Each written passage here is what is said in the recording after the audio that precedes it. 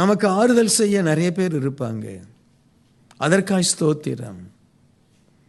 ஆனால் தேவன் தான் நமக்கு தருகிற ஆறுதலில் நம்முடைய வாழ்க்கையே மாற்றிடுவார். வாழ்க்கையே மாற்றிடுவார். யோசேப்புக்கு போர்த்திபார் ஆறுதல் தந்தார்.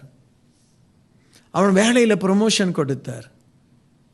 அவனுக்கு நல்ல ட்ரெஸ்ஸை கொடுத்தார். அவனுக்கு நல்ல சாப்பாடை கொடுத்தார். அந்த ஆறுதல் அவன் வாழ்க்கையை மாற்றல. சிறைச்சாலை அதிகாரி அவன் மேல தயவை வைத்து அந்த இடத்துல அவனுக்கு கொஞ்சம் உதவி செய்தான். அதனால் அவனுடைய வாழ்க்கை மாறல. ஆனால் தேவன் அந்த யோசேப்புக்கு ஆறுதல் செய்கிறாரு. அவன் வாழ்க்கை மாறுது. எனக்கு அன்பானவர்களே, நம்முடைய வாழ்க்கையை மாற்றுகிற ஆறுதல் தேவனிடத்திலிருந்து வரணும். ஆமென்.